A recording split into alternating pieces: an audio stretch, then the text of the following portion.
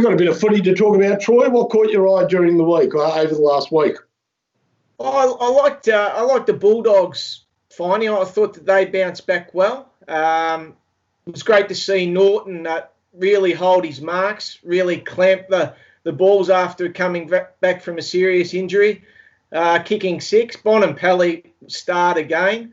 So they're a bit up and down, the Bulldogs, but I actually love watching them more than any other team at the moment because they play an attacking style of football, and win or lose, I enjoy that. So it was good to see the Bulldogs bounce back.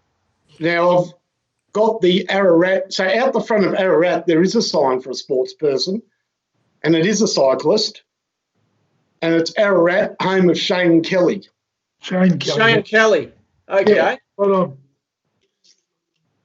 Yeah, and he was a brilliant cyclist who sort of just mucked up his chance at the Olympics by slipping out of those little starting gates. Anyhow, we've got that sorted. We'll replace Shane Kelly with home of Renee Kink. Well, remains to be seen. I think I'll be well and truly gone by then.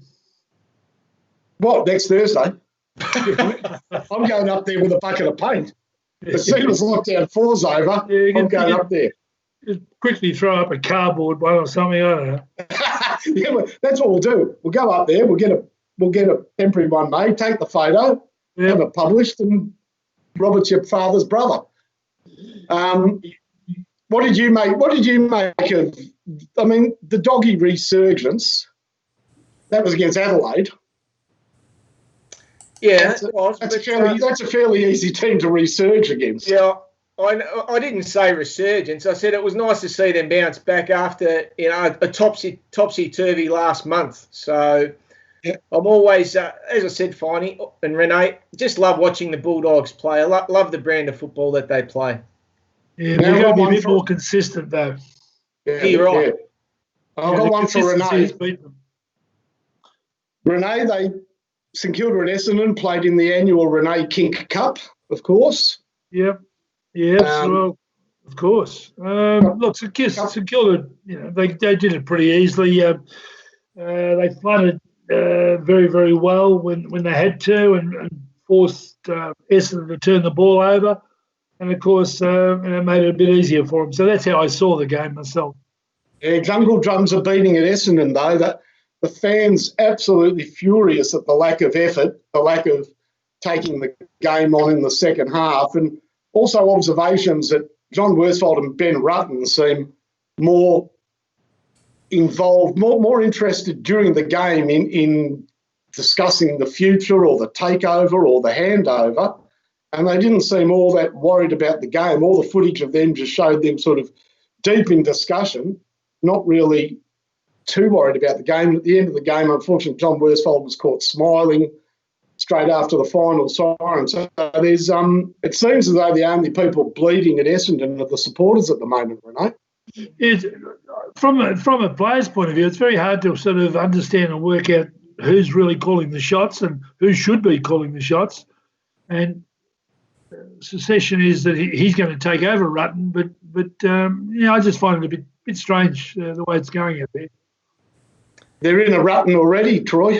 They're in a Rutten already. Nice wordplay there, Finey. Yeah. But lots of injuries, though, Troy. Lots of injuries, and you've certainly got to take that into account, Renee. Make no mistake about it. But Geelong looking like flag favourites at the moment.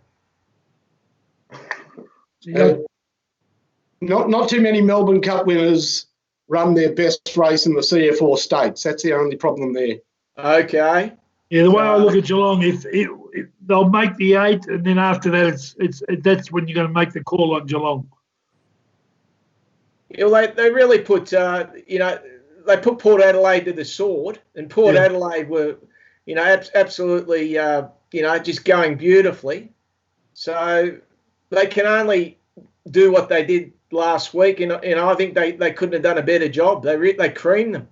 But can they hold that form for 5 more home and away games and a final series? That's the key, because you've got teams like West Coast and Richmond. Richmond, very professional, have eaten Geelong in finals in recent series, albeit at the MCG.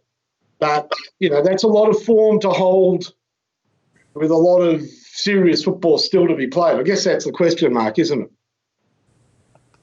Well, Renee?